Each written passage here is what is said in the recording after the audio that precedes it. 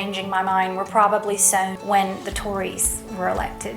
I feel that Scotland is in a really, really unique opportunity here to escape Brexit. My name is Elizabeth Carnahan and I work in cosmetic ingredients.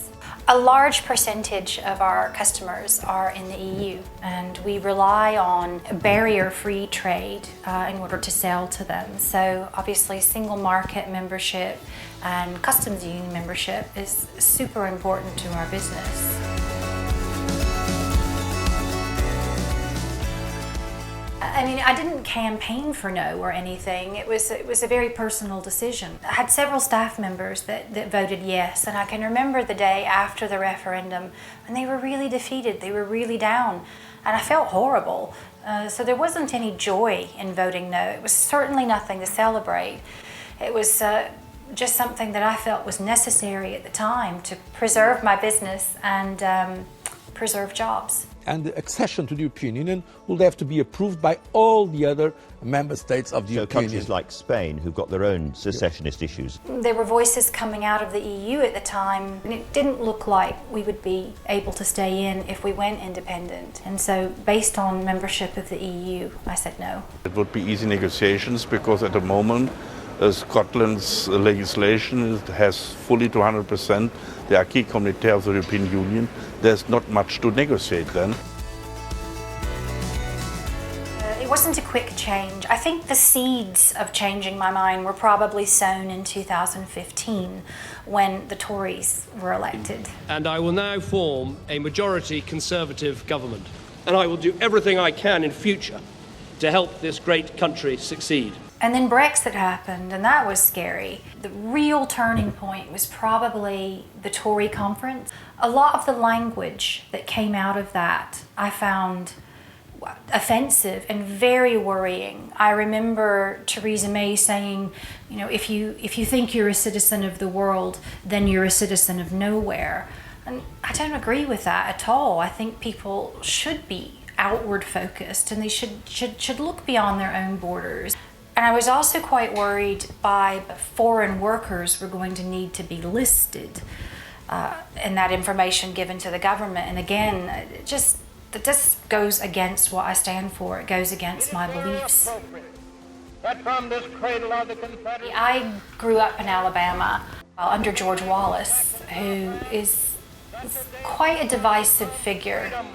And I say segregation now, segregation tomorrow, and segregation forever.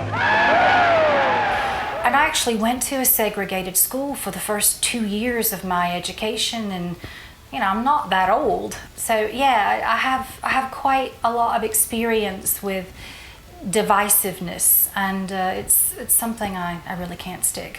There's no difference between those who try to divide us on the basis of whether we're English or Scottish, and those who try to divide us on the basis of our background, race or religion.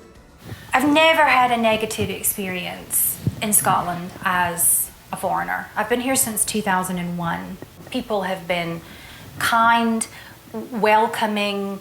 I've lived all over the world. I've lived in the US, I've lived in Canada, I've lived in Brazil, I've lived in Germany, but I have never felt more at home than I feel here in Scotland. The indie voting community has been extremely welcoming, and I was a little nervous because I said no last time and I felt like I crushed a lot of people's dreams, but everyone's been, you know, really welcoming and they seem quite happy to have new people on board, and I'm really thankful for that because my opinion has completely changed.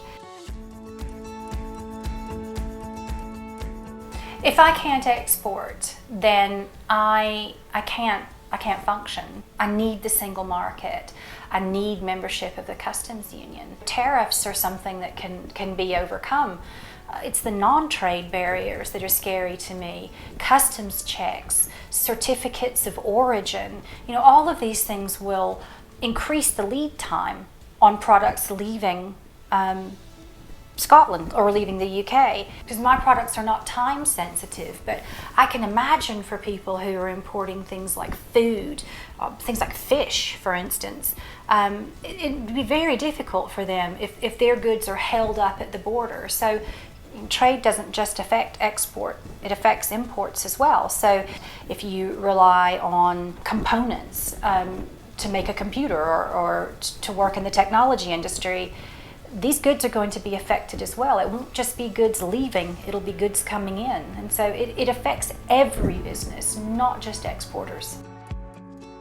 There are a lot of issues tied up in trade they're very complex, and I'm not sure that our current government in Westminster really understand how complicated it is and what we're up against. To say that Scotland will lose trade with the rest of the UK is ludicrous, unless the UK decides they don't want to trade with Scotland.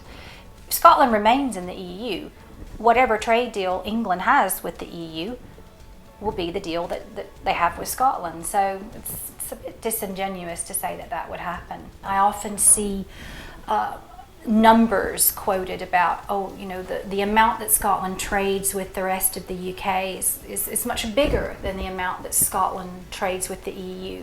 But remember, these numbers are based on a UK with a healthy economy, a UK that is in the EU, and a UK that is able to trade within the EU and participate in the trade deals that the EU has negotiated on their behalf. So once the UK does crash out of the European Union and is forced onto World Trade Organization rules, Theresa May has said that she's basically going to turn the UK into a low corporation tax haven, so to speak.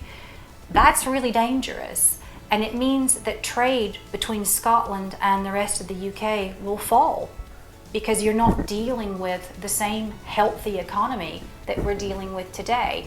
The UK will be diminished if this happens, and you're looking at trading with that diminished economy. And the same works for the tax revenues. The tax revenues will go down quite a bit. There won't be as much money going around. Public services are going to suffer, both in the rest of the UK and Scotland. So I can confirm today that next week I will seek the authority of the Scottish Parliament to agree with the UK Government the details of a Section 30 order, the procedure that will enable the Scottish Parliament to legislate for an independence referendum. And we are really lucky to have the opportunity to escape from Brexit and to not have to suffer the fallout of a hard Brexit and crashing out of the EU. It's a lucky position, it's a unique position, and not only supporting independence and voting for independence, but getting to decide what happens after that, to become more involved. I've never been a political person. It's not really my thing, but I will never ever sit on the sidelines again. I will always be engaged, and I'll always work, because we have a chance to build the society that we want to see.